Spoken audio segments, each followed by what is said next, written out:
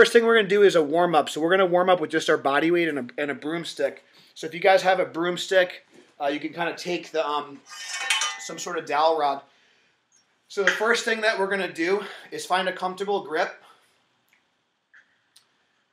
We're going to find a comfortable grip, and I would go wider than what your normal squat grip is. And we're just going to bring the broomstick over, shrug our shoulders up high, and then come around the back.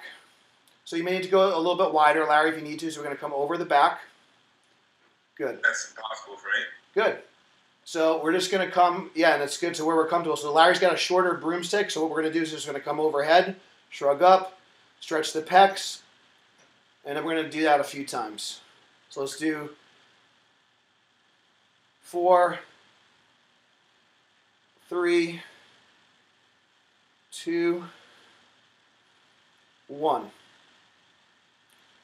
The next thing we're going to do, we're going to put the bar, the broomstick on our back, kind of like a squat position.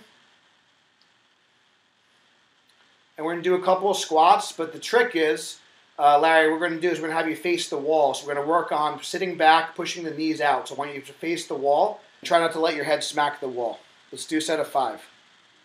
So just warming up the hips here. Good.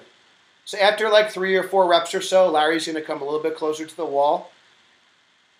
So this is a good drill just to kind of practice your technique if powerlifting is the goal.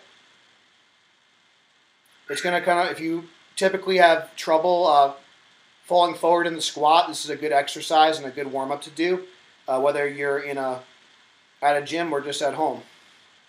So Larry's getting a little bit more warmed up. Excellent. Let's do one more and then rest.